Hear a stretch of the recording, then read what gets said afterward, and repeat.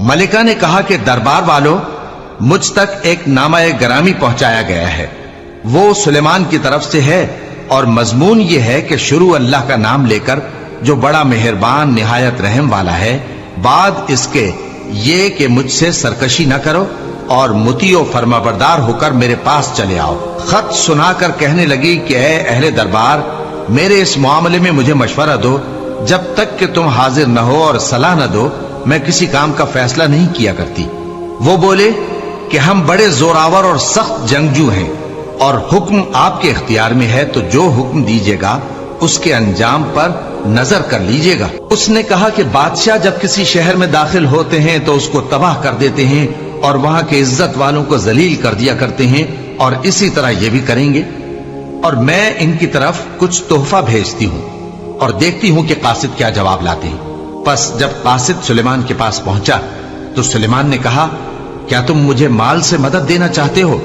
सो जो कुछ अल्लाह ने मुझे अता फरमाया है वो उससे कहीं बेहतर है जो तुम्हें दिया है। हकीकत यह है कि अपने तोहफे से तुम ही खुश होते होगे। उनके पास वापस जाओ।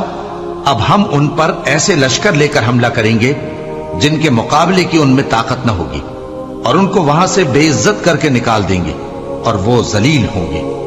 सुलेमान ने कहा कि ऐ दरबार वालों, कोई तुम में ऐसा है कि कब्ल इसके कि वो लोग फरमाबरदार होकर हमारे पास आए, मलिका का तख्त मेरे पास ले आए? जिन्नात में से एक कवि हैकल जिन ने कहा कि कब्ल इसके कि आप अपनी जगह से उठें, मैं उसको आपके पास ला हाजिर करता हूं और मुझे इस पर कुदरत भी हासिल है और अमानतदार भी हूं। एक शख्स जिसको किताब इलाही का इल्म था कहने लगा कि मैं आपकी आंख के झपकने से पहले पहले उसे आपके पास हाजिर किए देता हूं। जब सुलेमान ने तख्त को अपने पास रखा हुआ देखा तो कहा कि ये मेरे परवरदिगार का फजल है, ताकि मुझे आजमाए कि मैं शुक्र करता हूं या कुफरान नेमत करता हूं। और जो शुक्र करता है तो अपने ही फायदे के लिए शुक्र करता है, और जो नाशुक्री करता है तो मेरा परवरदिगार बेनियाज है, करम करने वाला है। सुलेमान ने कहा कि मलिका के इम्तिहान अक्ल के लिए उसके तख्त की सूरत बदल दो, देखें कि वो सूझ रखती है या उन लोगों में से है जो सूझ नहीं रखते। फिर जब वो आ पहुंची तो पूछा गया कि क्या आपका तख्त भी इसी तरह का है?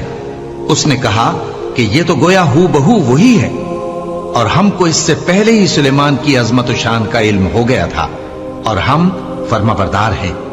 और वो जो अल्लाह के सिवा दूसरों की परस्तिश करती थी, सुलेमान ने उसको उससे मना किया कि वो काफिरों में से थी। उसके बाद उससे कहा गया कि महल में चलिए। जब उसने उसके फर्श को देखा तो उसे पानी का हौज समझा और कपड़ा उठाकर अपनी पिंडलियां खोल दी। सुलेमान ने कहा, ये ऐसा महल है जिसके नीचे भी शीशे जड़े हुए हैं। वो बोल उठी कि परवरदिगार, मैं अपने आप पर जुल्म करती रही थी और अब मैं सुलेमान के साथ अल्लाह रब्बुल आलमीन पर ईमान लाती हूं।